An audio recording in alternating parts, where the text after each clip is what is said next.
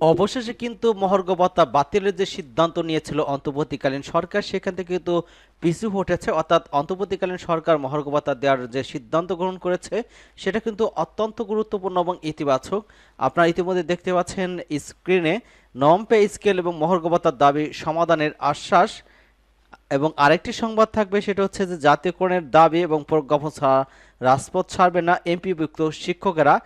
18 ফেব্রুয়ারি 2025-এ প্রকাশিত, আপনারা দেখতে পাচ্ছেন।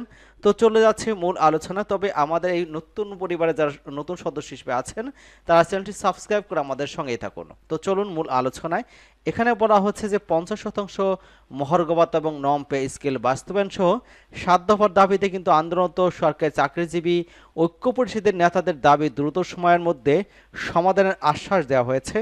এবং গতকাল 15 সদস্য একটি প্রতিনিধি দল প্রধান উপদেষ্টার কাছে স্মারকলিপি দিতে যান, তখন প্রধান উপদেষ্টা ব্যস্ত থাকায় তার হয়ে সহকারী একান্ত সচিব সাব্বির আহমেদ তাদের এই আশ্বাস দেন।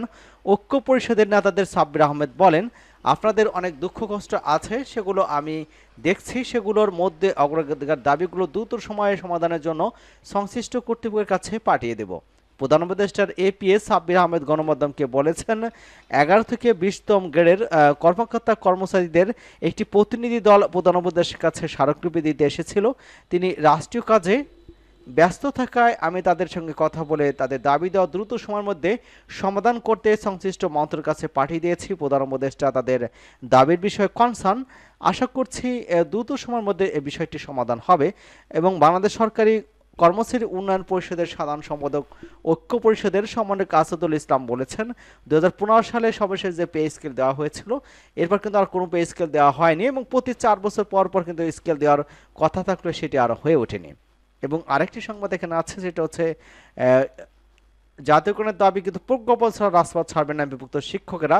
সংগঠনের সদস্য সচিব দেলাওয়ার হোসেন আজিজি দৈনিক শিক্ষা ডটকমকে বলেছেন, আমরা আশ্বাসে বিশ্বাসী না, আন্দোলনস্থল এসে ঘোষণা দিতে হবে আমাদের দাবি মেনে নেওয়া হয়েছে, অন্যথায় শিক্ষকরা পরিবার পরিজন নিয়ে অবস্থান কর্মসূচি পালন করবে। আপনারা দেখতে পাচ্ছেন এখানে কিন্তু শিক্ষকরা আন্দোলন চালিয়ে যাচ্ছেন। এখানে বলা হচ্ছে যে এমপিভুক্ত শিক্ষা প্রতিষ্ঠানের সরকারি দাবিতে 7ম দিনে জাতীয় প্রেস ক্লাবের সামনে অবস্থান কর্মসূচি পালন শেষে সচিবালয় অভিমুখে পদযাত্রা করেছেন শিক্ষক কর্মচারীরা। তারা বলেছেন, সরকারি নিয়মে বাড়ি ভাড়া, মেডিকেল ভাতা, শতভাগ উৎসব ভাতা এবং এমপিভুক্ত শিক্ষা জাতীয়করণের প্রজ্ঞাপন জারি করতে হবে। প্রজ্ঞাপন ছাড়া শিক্ষক কর্মচারীরা ঘরে ফিরবেন না। মঙ্গলবার দুপুরে জাতীয় প্রেস ক্লাবের সামনে থেকে তারা পদযাত্রা শুরু করেন। পরে কর্মসূচি চালিয়ে যাওয়ার ঘোষণা দেন শিক্ষকেরা। এর আগে তারা আল-নুসরাল থেকে সরকারি পক্ষ থেকে আশ্বাস দিতে হবে বলে জানান। এবং তার আগে কিন্তু গতকাল সোমবার সচিবালয়ের শিক্ষক প্রতিনিধিদের সঙ্গে কথা বলে আশ্বাস দেন শিক্ষা মন্ত্রণালয়ের অতিরিক্ত সচিব হুমায়ুন কবির। তবে শিক্ষকরা বলেছেন যে আন্দোলনস্থলে এসে সরকারের পক্ষ থেকে কোনো ঘোষণা দিতে হবে। এবং এর আগে কিন্তু গত 12 ফেব্রুয়ারি থেকে এমপিভুক্ত শিক্ষক জাতীয়করণের প্রত্যাশী জোট ঘোষিত ওই কর্মসূচিতে দেশের বিভিন্ন প্রান্ত থেকে শিক্ষকরা অবস্থান নিয়েছেন।